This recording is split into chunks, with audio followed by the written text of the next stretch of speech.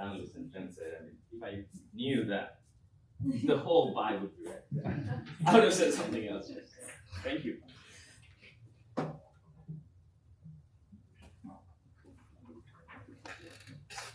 Tech is something that it always fails when it's most needed. Right? Technology is interesting and dangerous. Hello. I guess we don't need it, do we? We all can hear? Sure.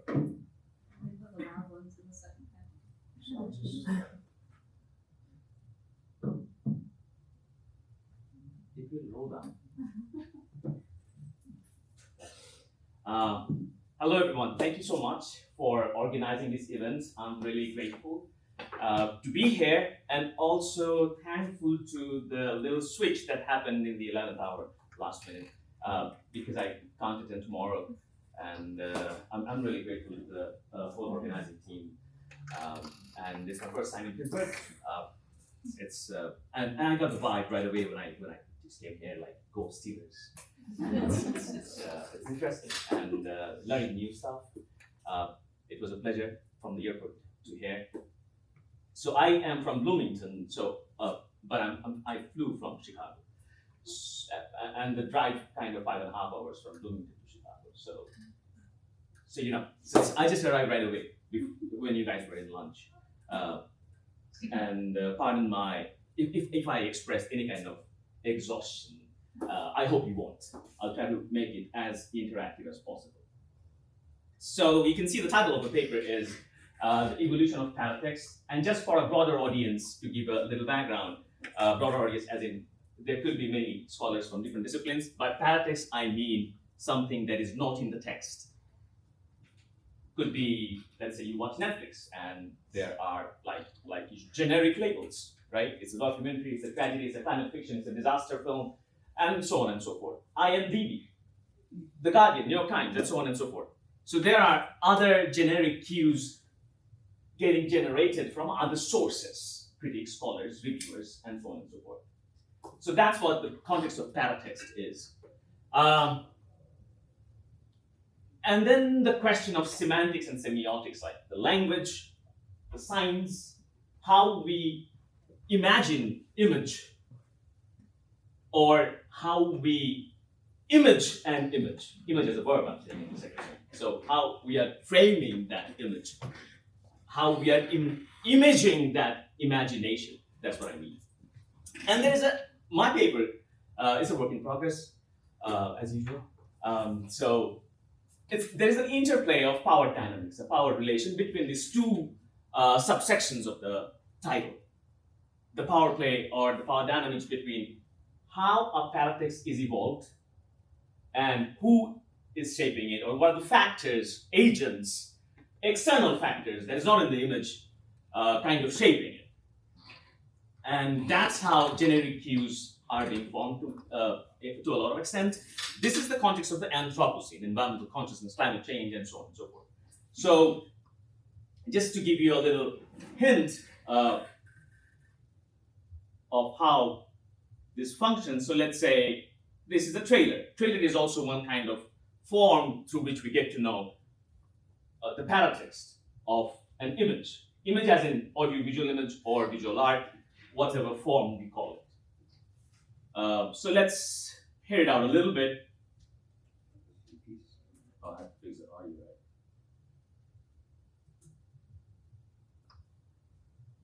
Just a sec.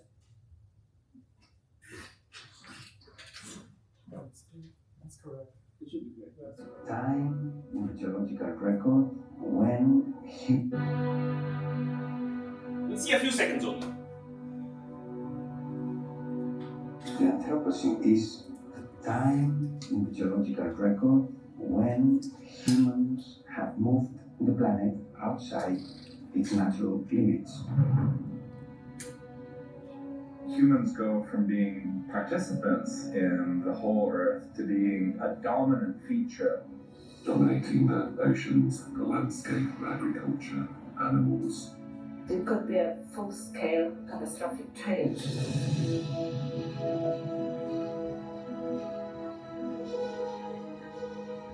I'd like to pause it here. So we have seen a few seconds. And let's say if I take you now to one of the resources, let's say what the Guardian is writing. So we have we have a title, we have a subheading. So let's say eco doc. I'm not going to the point, is it pretty flying disaster or not? The role of spectacle. That's a different topic. I'm rather focusing on how generic cues are being generated in the West and in other contexts.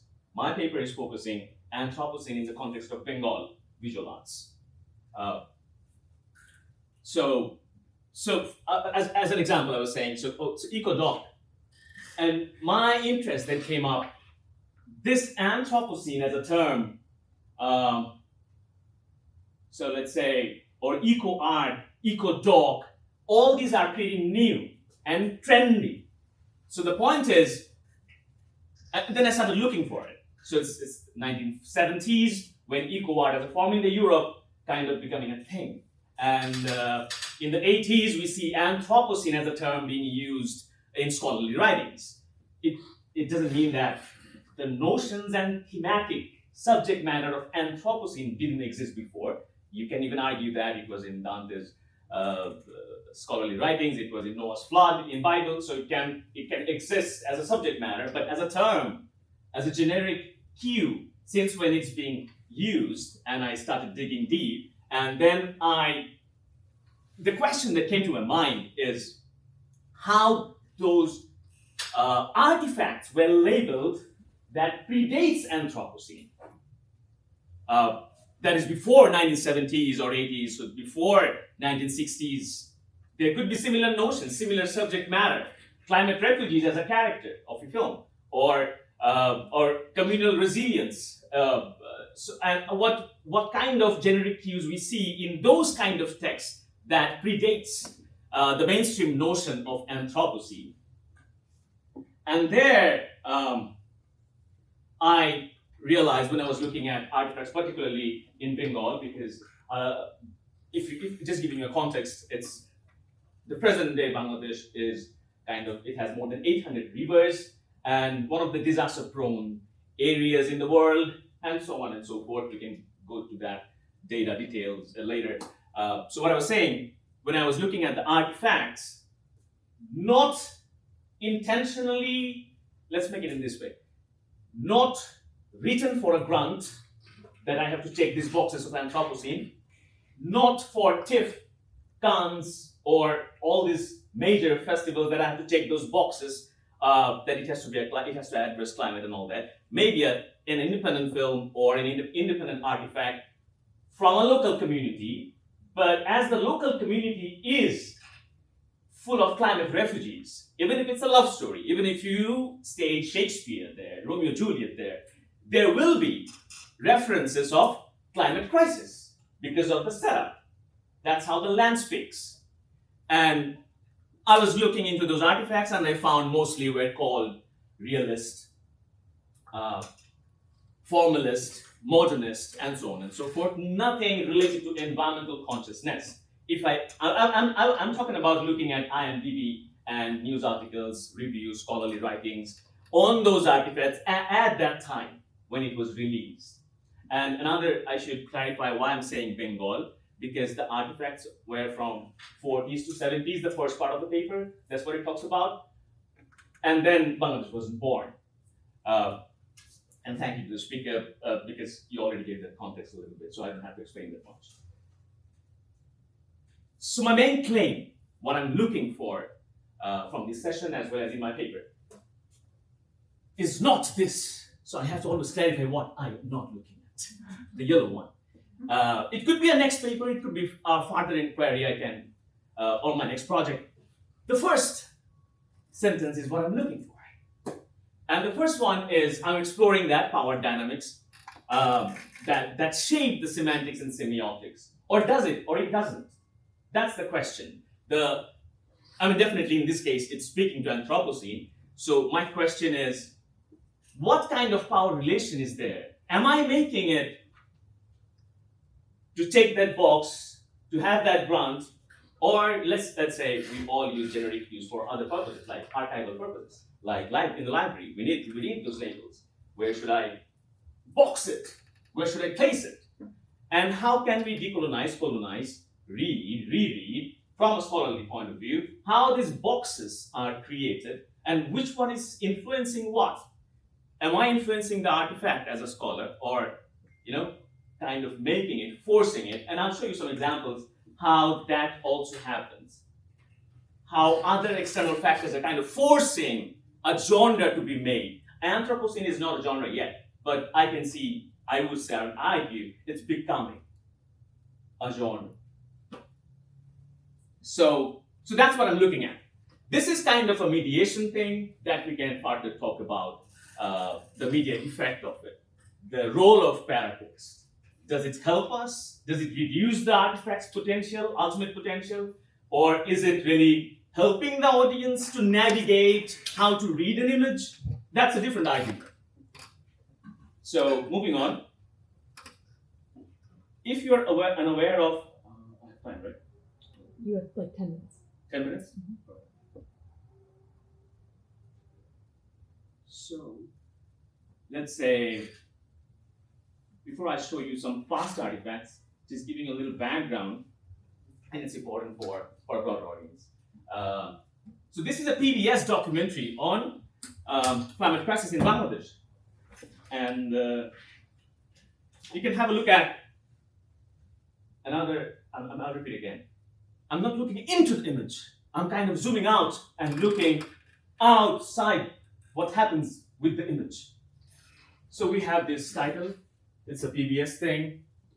And definitely you'll have, 10 keywords about climate. And even when we write abstract, we write keywords. So that also kind of help our boxing the scholarly writing to some extent, right? So for this kind of productions as well, we have this generic cues from the artifacts. And let's have a look at what I'm talking about.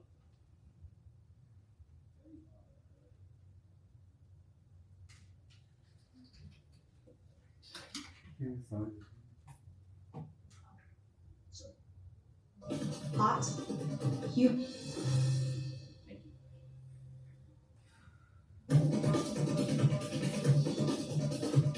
Bangladesh, hot, humid, and vibrant. Situated at the heart of one of the largest river deltas in the world, life here is profoundly shaped by water. Sea level rise in the south, glacial melt in the north, and a changing monsoon season make for a true water world. Bangladesh is also the most densely populated country on our planet. 163 million people, which is more than the entire population of Russia, live in an area the size of Illinois. These realities make Bangladesh exceptionally vulnerable to climate change. 4 million people have already been forced from their homes. Just to give you a little background of the whole context that we're talking about before we move into the artifacts. Another interesting context is the river. I can share the slide and you can watch all the things that I have here later on if you're interested in any of this stuff. But this is so fun.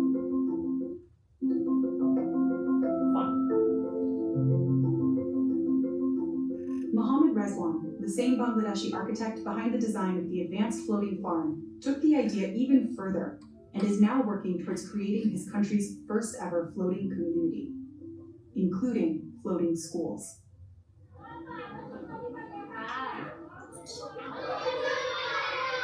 Just to save time, kind of rushing in, which is fine. The point of showing this particular production is not to look into its image science and aesthetics of it, but what I'm sharing is who funded it, what was the purpose, how the generic cues are being generated. And this is a documentary, what happens in visual art and fiction. Are you writing grants for it? And if you're writing grants, definitely you're taking those boxes and all those stuff. So the point is, we got an idea how floating community concept. So now taking it to a bigger idea, if a place is a disaster-prone area, lived experience, as Professor was also sharing in the beginning, lived experience and a scholarly experience might have a huge conflict in terms of perception.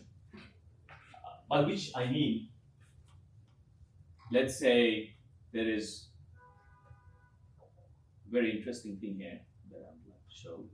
We'll not watch much videos, don't worry. So, Rivers of Hope, another documentary. And here we see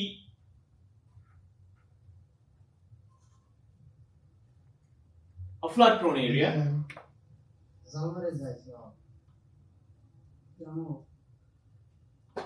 মাছ মারিয়েছি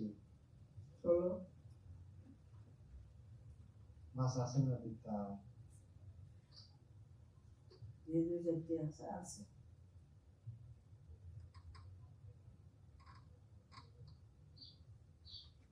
সারা কথা মনে আছে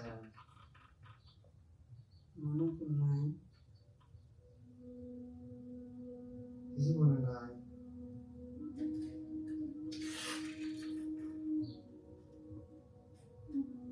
বাড়ি যেটি ভাঙিয়ে দিলাম ঘর তুলছি ঘর তুলিয়ে ঘর সাইডে স্কুল গেছি সেটা মনে নাই মনে থাকে ছোট দিন আমাদের মনে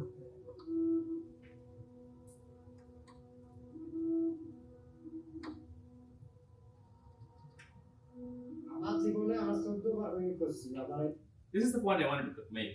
So the person is saying, I moved 14 times. So when you go out for work, you come back, and there's no house.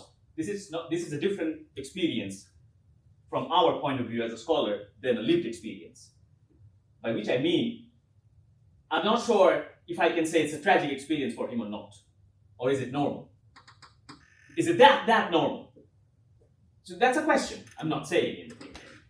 But it's a different experience, which as an outsider, if I haven't lived in that experience, it's tough to label it in any form. So the point I'm trying to make is,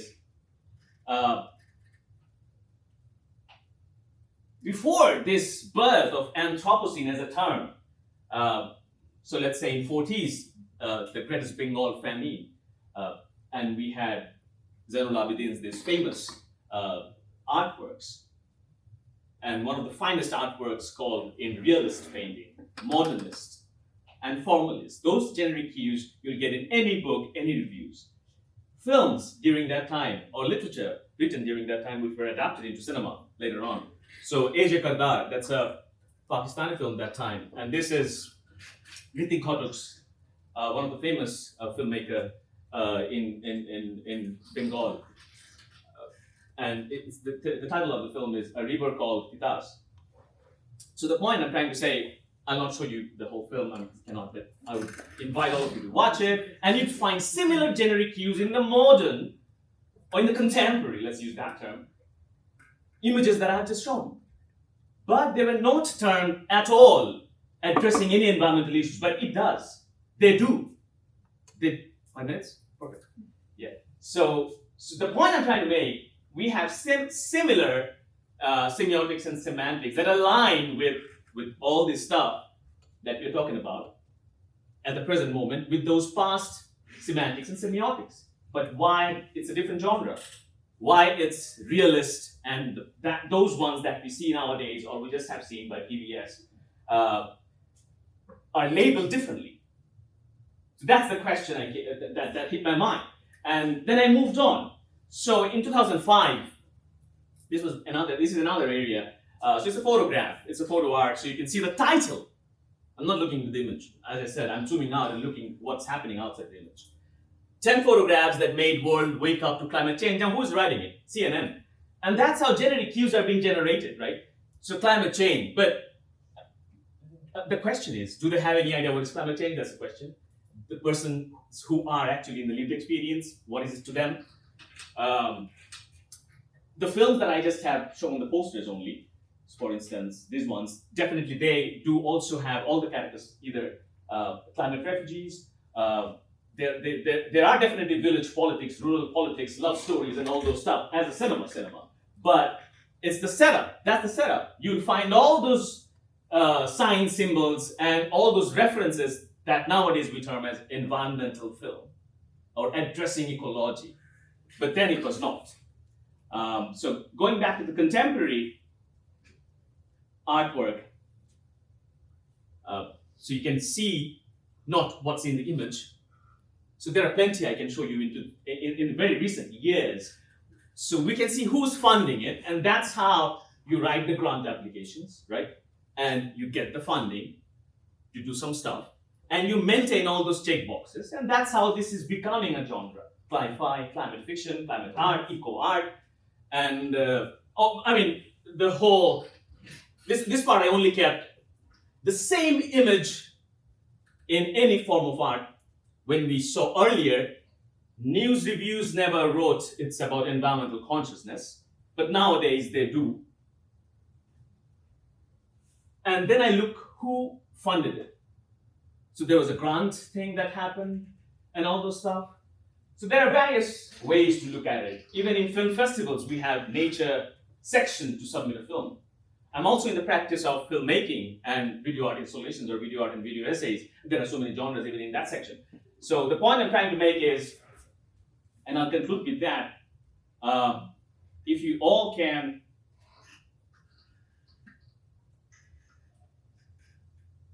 just scan the QR code. And we'll take 30 seconds for it. Do I have 30 seconds? Sure. So it's a small fun activity, I would say. That's how I put it. Sure. I should, yeah.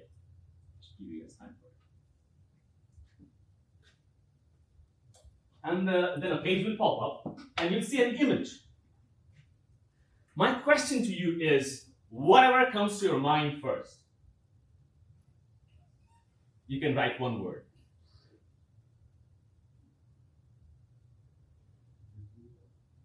It doesn't have to mean anything, it doesn't have to do anything. Just write one word. We all could scan it, right? It worked? And if it doesn't work, then I can show you the image here. And that would help you kind of, you can write on a pen and paper as well, if you don't want to scan it. So we have this image, and on the right side of the screen, I can see comments.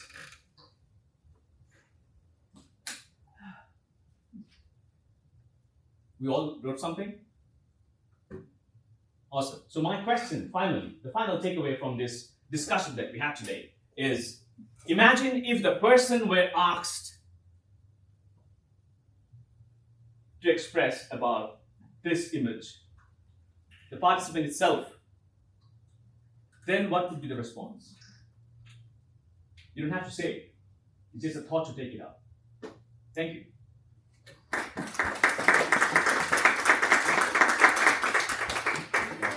Yes, I think let's jump right into it. I just wanted to say thank you for very informative and insightful papers. I think the three of you really delve deep into the processes of meaning making that are associated with the experience of displacement in very deep ways, to just like unpack all the concepts, metaphors, ideas that are generated from what is in its essence an embodied lived experience for agendas that are, racial capitalist agendas or nationalist agendas, or I'm very, very aware of Ahmed, what you're talking about as a filmmaker who's constantly applying for funds from European grants.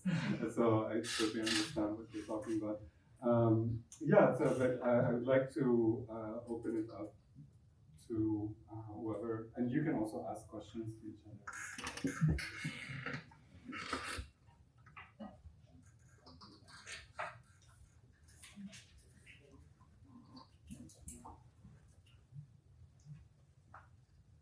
Yeah, I have a question for Tara. Possibly this is influenced by the last presentation as well, but the language of the floodgates, especially when when climate change is going to be changing things more drastically. Do you read anything into kind of like the environmental overtones of this language, and I guess not so much do you anticipate, but have you already seen indications of kind of nativist rhetoric adopting an environmentalist or pseudo-environmentalist stance?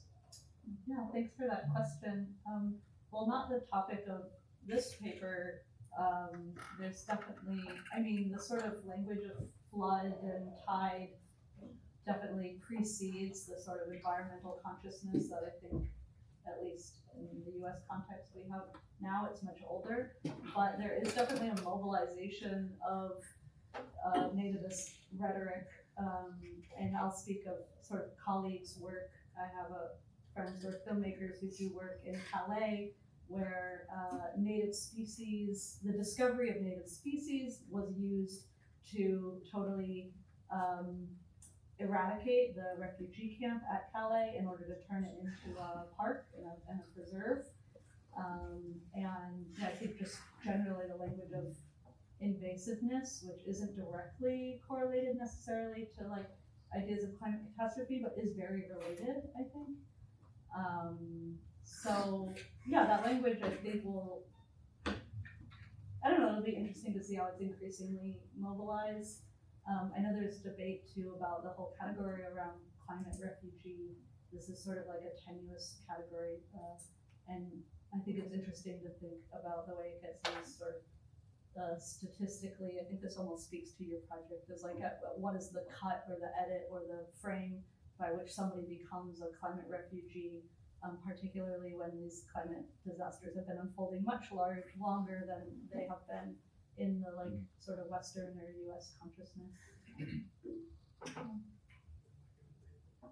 Should we use it like this? Yeah. Okay.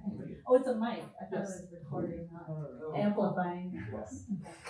Okay. Maybe just to jump off what you were saying, I mean, I was kept on thinking, especially with Ahmed's paper. I mean, I'm very interested in the paratext that you're talking about, but maybe if we read the text along with the paratext, is that something? I mean, something that jumped to my mind is, you know, about the subaltern. Can the subaltern speak? Yeah. Especially watching the last image. I guess that also could be a question for Tara. I kept wondering, what about the people who actually live those experiences? What kind of meaning do they produce in relation to their experiences? So the thing is, so now we have to talk about different eras in that case, particularly to address this question, Professor. So there was a time when text came earlier than paratext, or along with it. And now it's, let's say, the last 2 decades, or let's talk about last decade. It's kind of paratexts are being generated not by the practitioners. That's one aspect. When the paratexts are being generated by someone else, whether it's the market, the industry, the producers, the marketing team, the social media algorithm. Netflix has its own, like, what to label it. Based on that, you get references when you open up your Netflix app, right? So that's one aspect. Another aspect is, the reason I'm dividing it into aspects is because how can we, as a mere audience, actually read paratext with the text? Because it is being manipulated by so many other external factors. And another factor is, as you already mentioned also, like applying for grants, and we check those boxes. So even if we are the practitioners, now I'm not talking about as a mere audience, rather I'm talking about craft makers. As craft makers, we are keeping those paratexts in our mind while producing or creating or conceptualizing the art form. Because I need to address this sign, symbol, metaphor, image in the form of language or image, whatever the form is, to check those boxes so that I get the grant, and so on and so forth. So now it has become a part as well. Not only it's outside the text, outside as in terms of time, I'm saying, like, not within the text there is, definitely we can read that. I mean, that's how possibly the evolution of scholarship is. We can always talk about and criticize our own critiques or approaches. So text contaminated. I would say it's it's not. I mean, let's not. I won't use maybe the word contaminated. I would rather say not pure. That doesn't mean it's contaminated, but the concept of purest form, does it still exist or not? That's it. Yeah.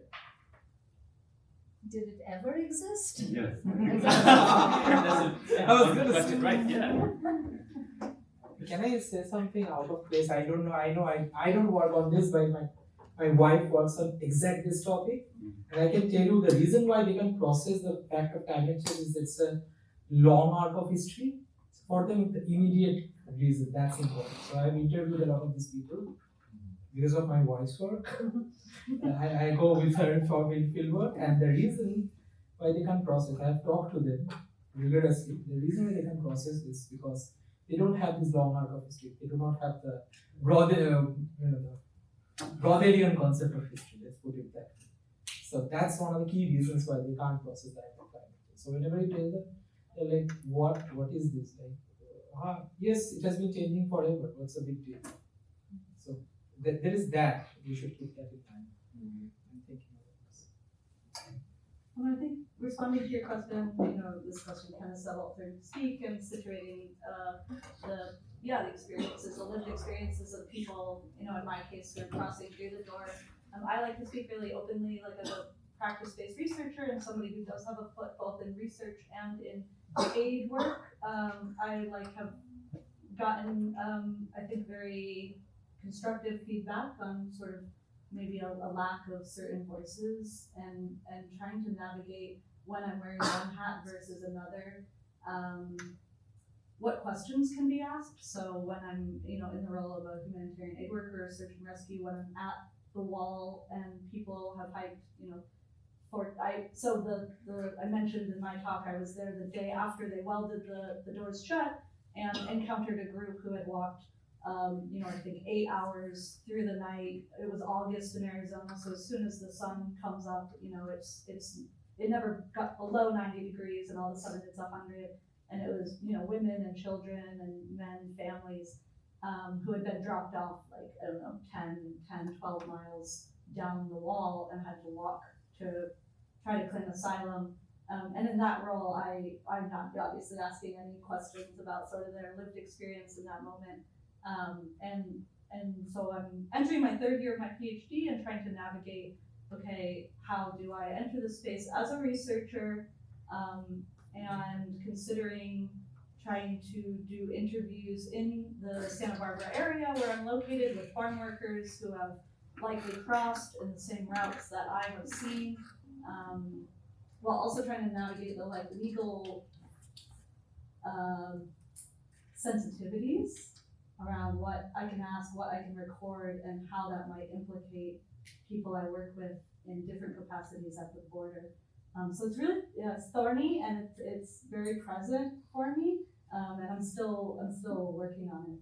Yeah, thank you. I think it's very precious that you're a practitioner.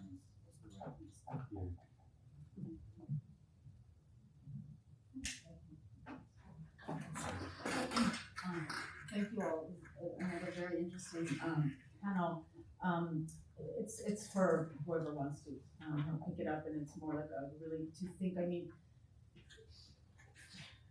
the thing that I'm sort of maybe sensing that I may be picking up something wrong, but I am sensing something that makes me feel slightly uncomfortable, which is that there is some kind of in this conversation, some kind of a raw lived experience, and then there is some experience that has some linguistic power, right?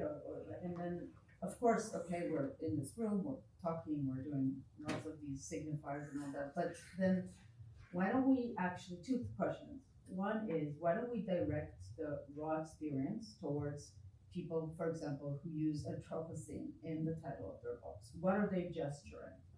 Right? Since when are those terms part of it? What kind of what is their lived experience, or what is it that they fantasize as their lived experience through that term, right? So one way to break it. The other, of course, is the answer that Spivak doesn't give to Candace of Aldrin Speak, because she's very busy at that time saying no, because only Spivak can speak. Sorry. And everybody else can speak quiet. But it is to, you know, just something that I think all of you in your different works obviously have the just the very capacity to do by means is the linguistic diversity, right? What are local terms that are used, and to stop this kind of one-way direction of translation, one from the symbolic to the lived experience, and second, that, you know, the globalization of English, of course, as some kind of, you know, I'm actually, I don't know if tomorrow people are planning to do it, but I was thinking, I wonder how many times and it didn't happen once, how many times we're gonna hear the Greek etymology of crisis. Because whenever you go to a conference, it's for, you know, no matter what it is, you're like, why Greek? Why? Like Greek and Latin. You know, you talk about, you know, you go to Mises conferences, the Greek etymology of, you know, you're like, okay, like Agamben does it, okay, he's Italian, right? But we all, so anyway, I'm just saying, right, we have the capacity to, and you all, especially because some of you are also practitioners, to get those kind of divisions dirty, right? To and mobilize them, because I think you're all talking about it, but it's really easy to fall into that trap. Kind of question, kind of observation.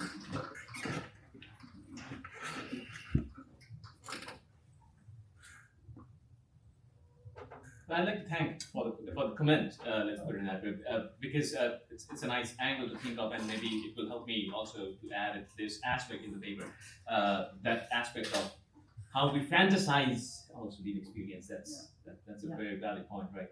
And that's very much evident actually. Yeah, thank you.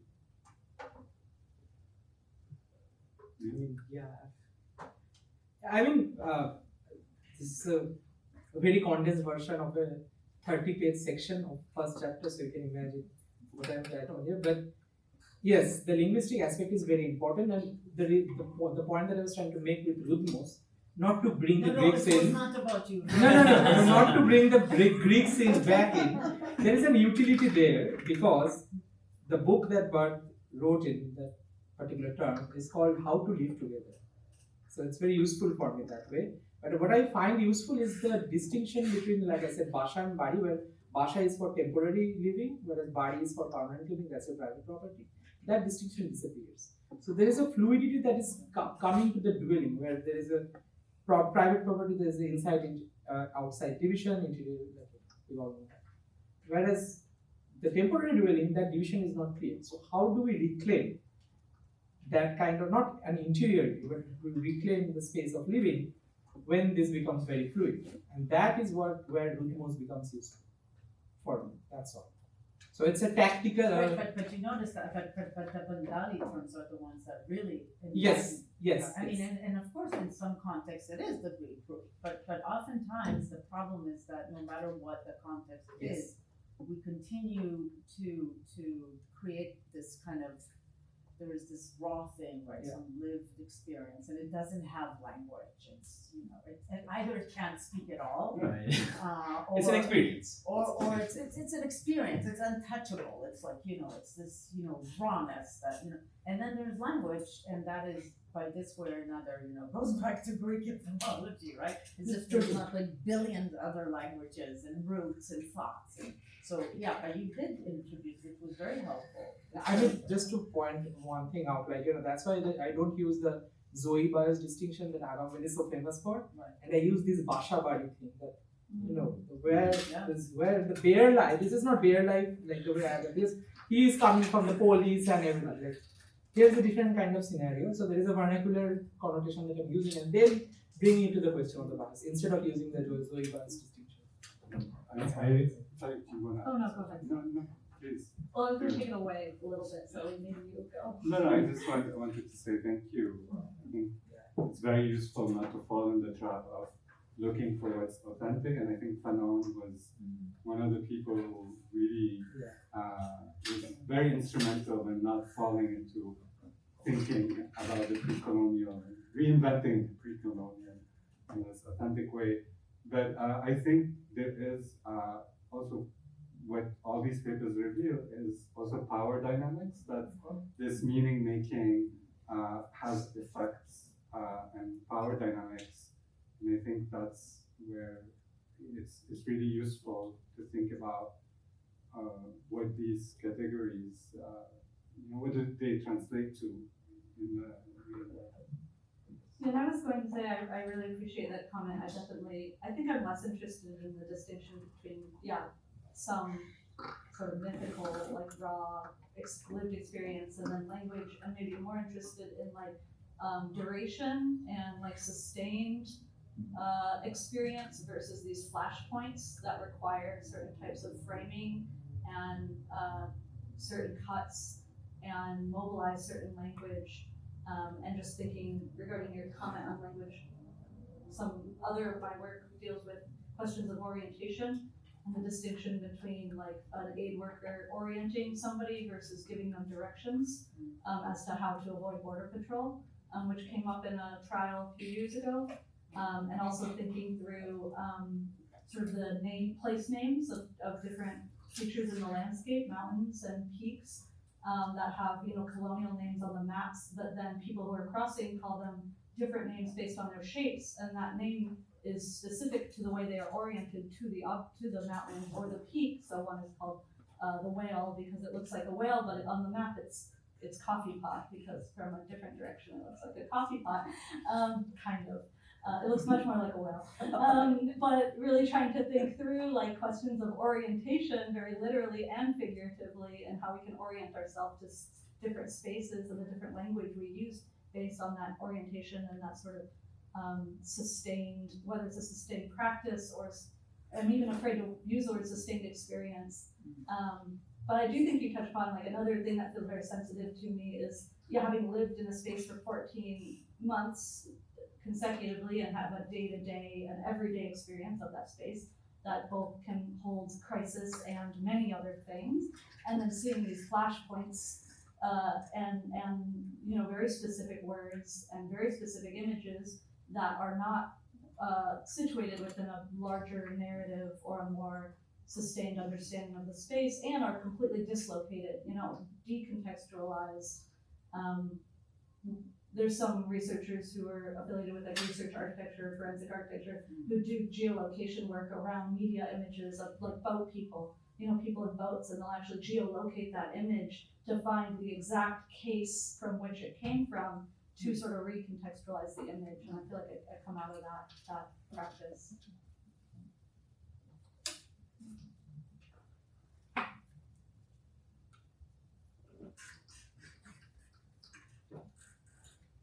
Do you have any questions for each other?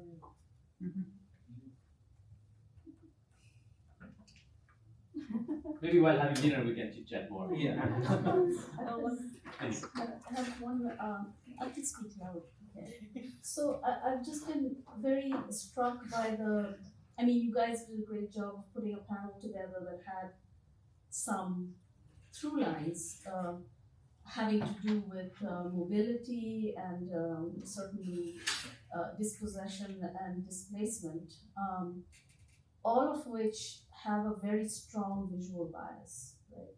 They're all visually oriented, and I've just been wondering about how to make this, how one might think about these contexts in a more fully sensorial way.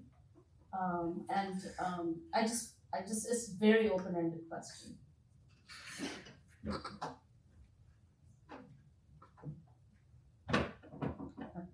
It's very interesting. So I'm blabbered. I don't know what I'm going to say. I guess do I need the mic? It's fine, right? So it's a very interesting question because I have been exploring it. I don't have a definite answer for it, but I'm always intrigued by how I can perceive quote unquote reality if it exists, not only through the visuals or audio visuals, like the sensorium approach, or we all know the famous the skin of the film by Laura Marx. Also talk about some of those aspects. So what I'm saying, nowadays more practitioners are kind of attempting the same aspects, going beyond visual, even if it's blank, you can perhaps sense the art of it, and it's happening. It's not like it's not happening, and I can give a few references of like, so there is in Minnesota possibly there is a lab. I forgot the name of that. So where and it's completely soundless, and it's a couple of dollars. That is the ticket to go there. Performers are also the participants, not to see any particular performance. And when you go there, it's designed in a way that you can hear only your own bones cracking, even if you look here, and blood flow and all those stuff. And people faint. Usually, the record is in 30 minutes. Hardly 55 is the highest people could stay there. There's nothing going on there. You can just immerse yourself, and you are just facing your own self. So we can decode and read this from a very spiritual aspect or a very artsy aspect, but that's kind of non-visual but sensorium as well. And there are many. I'm talking about particularly ecology and performance art of theater and cinema. This thought just came to my mind with this discussion we're having right now, which is I'm thankful to it. The eco-sex movement, for example, we see now in mostly in cinematic arts or in performance arts in the West. I'm saying it goes back to the question of etymology as well. And then I thought, Sprinkle and Stephen, possibly the name that started the eco-sex document and the movement, and they are having 21 performances all around the Europe and US, New York in summer. They had a performance, and the present performance is kind of like, or recent, let's not say present, is wading with lake, wading with tree, and kind of coming up with a narrative on that. But if you go back to earlier mythology or spiritual texts, or even in Hinduism, wading with a tree is not a new thing, or it's not a present context that we're talking about. So just came to my mind. So just thought to share that. It's going beyond. The reason I started talking about queer ecology or eco-sex movement, because it's not something that visually you can perceive. It invites that kind of question to emerge with other senses in order to understand or comprehend or participate. You could sound immersed. I have a whole chapter on sound. So. Yeah, I think, because you would realize it's radio. So radio is where, if one follows the Mladen, right? Mladen Muller has theorized. Voice is between body and language. So if you look at the grain of the voice in the way this is there, so I didn't mention this because again too much contextualized, and that's the problem of coming from Global South. The contexts are not legible. So these comedians, most of these comedians are all refugees. So they speak a different dialect, they have a different grain of the voice. And there is a brushing of these two grades. One is a literary Bengali from the lettered city, and someone who is a refugee. So there is a brushing between the two grains of the voice that clearly kind of indexes the disposition at the level of radio. Subtitles completely erase that. Just the clipping show totally. Yes. I know. I can't help it, right? Audible to the rest of the world, That's But another question, right? But in cinema it happens to this kind of porosity of the brain.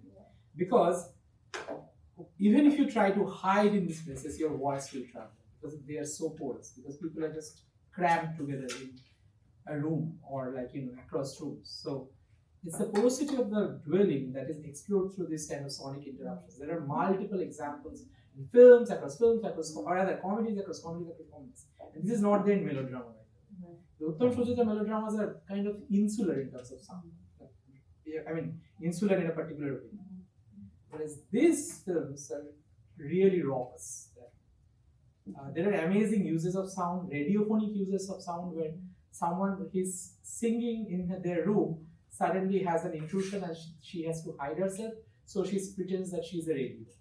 She starts pretending like she's making a radio announcement, and then she falls silent. Amazing stuff. So there you have clear example of how disposition and sound work. Yes. I'm advertising my work too much. I'm not.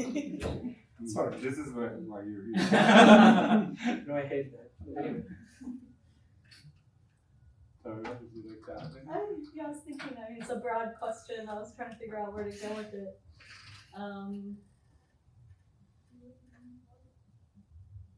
Yeah, I mean, I guess for me, I was thinking through. You had these images that were very kind of, in a way, open-ended in the sense of what was not there.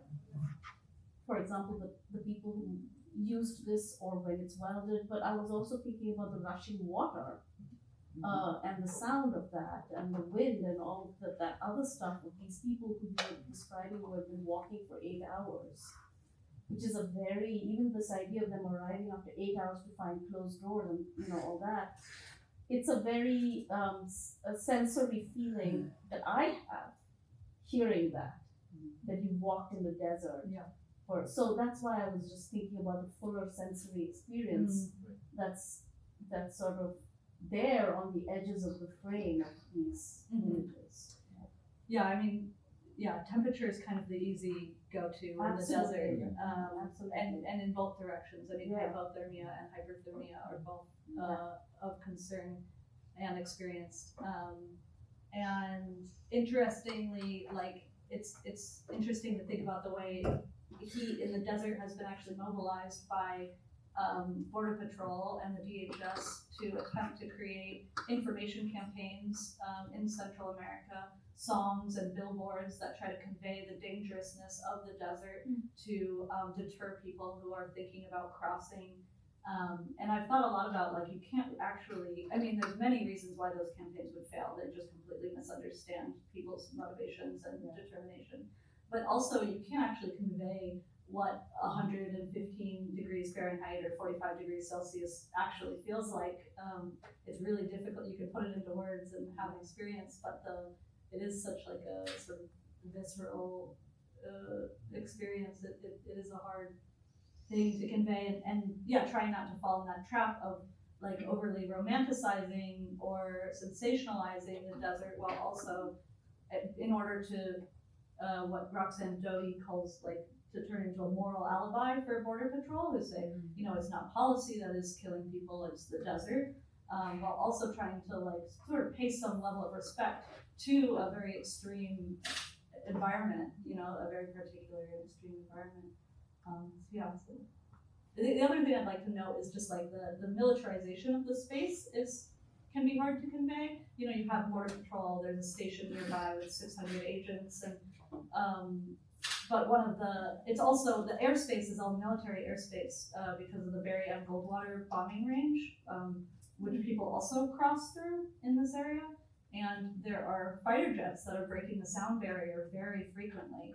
And when I first moved there, Ajo was an old mining town. There was a copper mine there, an open pit copper mine until the 80s. I thought the mine was still was still open because the explosions, I was like, oh, they're still mining. And it took me weeks to realize it was fighter jets breaking the sound barrier very frequently. So there is this very auditory experience of militarization and the helicopters that I mean should be included as you say that. Any last thoughts or questions? I think